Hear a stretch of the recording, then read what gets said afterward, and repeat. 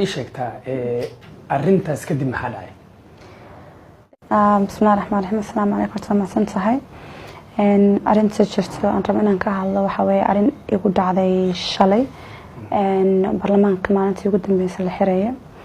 إن حد معنا قار كمدة ف verbally يعني هذا الآن يقول أتحكى رئيسي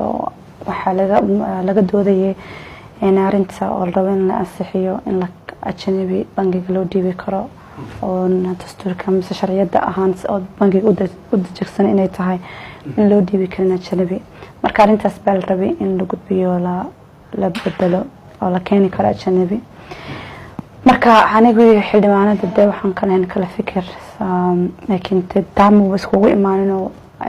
xildhibaanada ay afdhisan la hadlaan ku dhaay ma xal igu diidina hadla marka waa dadka dhan wada hadlayeen anina hadla rabay fikrad ka duwan baa haystay aan rabay labada dhinacba inaan ku qanciyo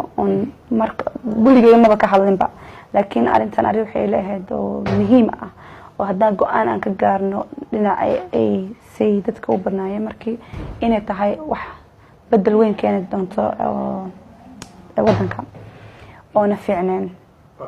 marka anigu fikrad ka duwan baa haystay ay tahay fikir labada dhinac isdhahay bal ay ku qanci doonaan rabina ka hadla for the first time aan ka hadla marka gadaal baan fadhiyo hore oo soo fadhiistay labada xildhibaan hore bay iga fadhiyeen oo aniga aqalkiin istagaal doono waan salaamay islaam oo maamooyin aan xishmo u hayo marka saxabriya aan dhahaweeyo iga kaaga soo horeeyeen ba siyaasadda oo xildhibaan ahayeen muddo wax badan ah marka mid kamid ah xildhibaan kamid ah ba markii arintii la dhamaba la hadlayaba oo gacantaag ba loo sameeynaya gacmaha hala taagala dhahay dadkina gacmaha taagan ugu ma aan taagan marka samaamada kala ag fadhiisaan ku ha waxaan fair ma ahan marka saxay ku dhahay afka ku hadlaysa waa af ajnabi qofka diidaysa inuu gacantu taagtana waa ajnabi marka waxaan ku yiraahdaa anigu Soomaali baan u dhashtan ku yiraahdaa ajnabi man ma ku dhahay baasaboorka waa ajnabi marka saxan ku yiraahdaa badana hadaan madaxweynaha iyo ra'iisul wasaaraha kulliba ajnabi bay wadayeen sababtii saas loo arko laakiin asalkeena Soomaali baan ahna oo dadkeena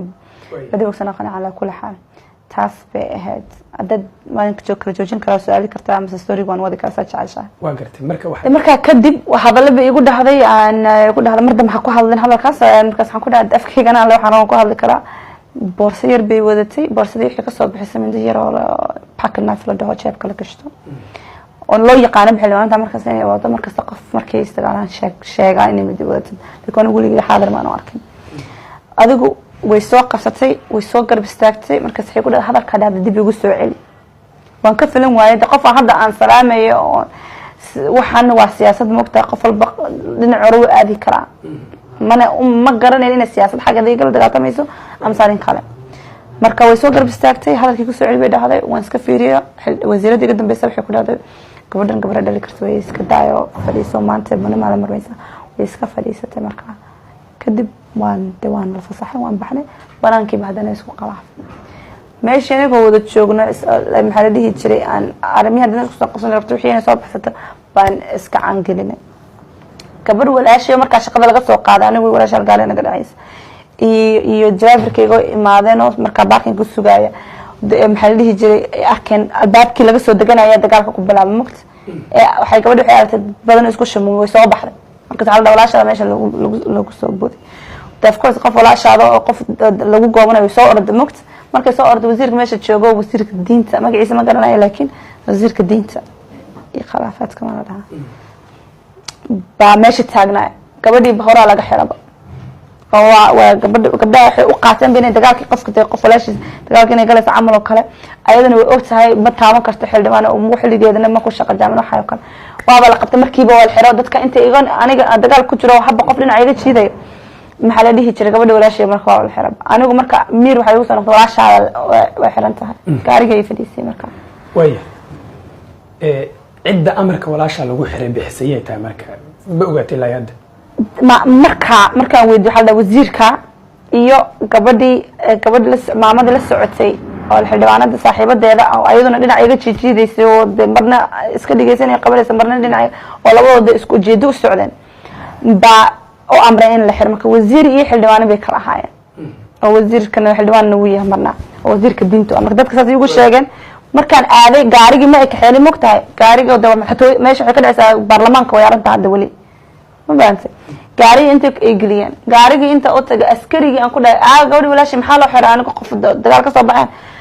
gacanteeda doona tusna gacmadeeda waxay waa calaamaysan tahay xataa askarigii inta soo jiido dharbaaxisa iyo soo qabta laga qabtay markaas gacanteeda hadda way calaamaysan tahay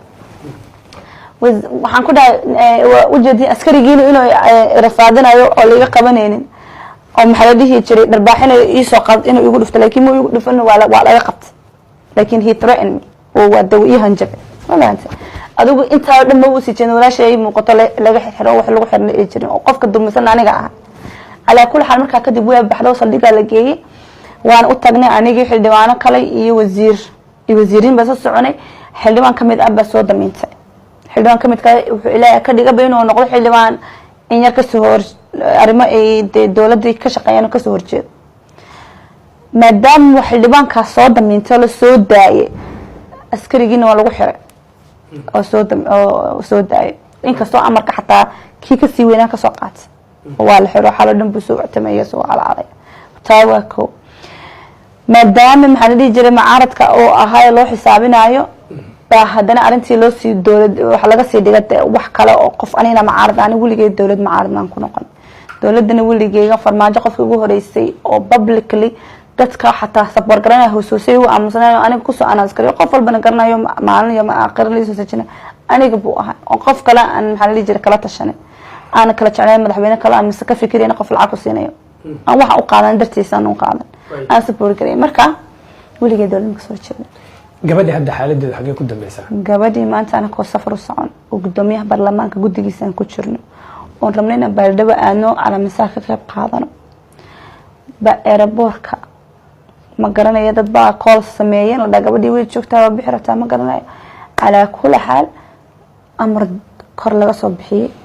ba gabadhinta loo imaaday askartii jiidan anoo dhahay anay xildhibaan banahay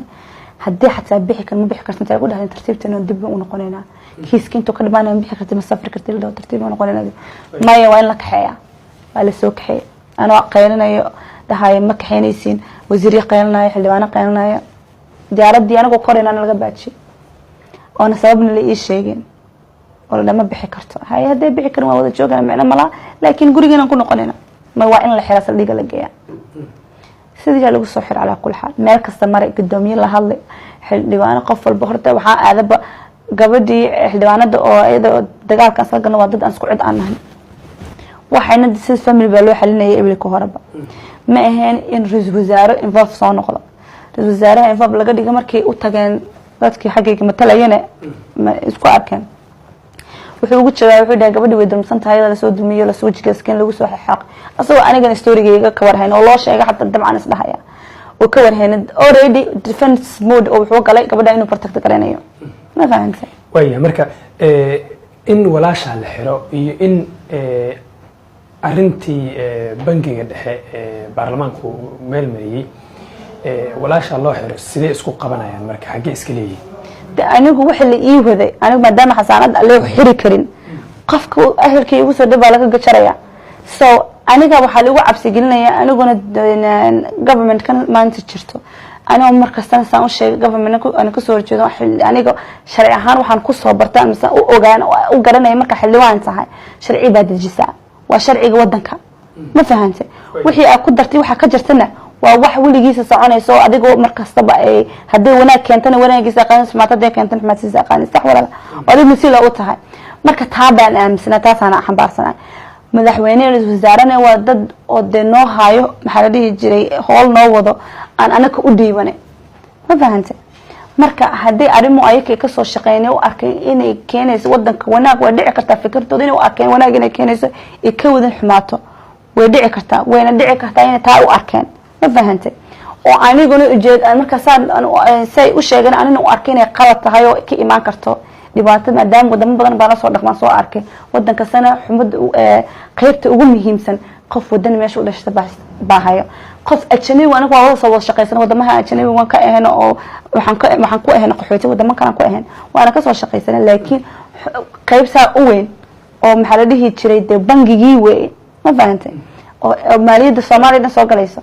marka in qof ajnabi uu ka shaqeyn kara laakiin qofka sare marka saxiix ugu dambeeyo markastaba inuu noqdo qof wadani ah taas aan fikirkeyga marka aha laakiin fikirkeyga ma aan qof dadka nima guraanay karaan ala kulli xaal way marka gabadha kula dhalatay aad ii sheegaysan inay xiran tahay ma xaqiijisay in kiis iyadu ay geysatay loo xiray iyo in adiga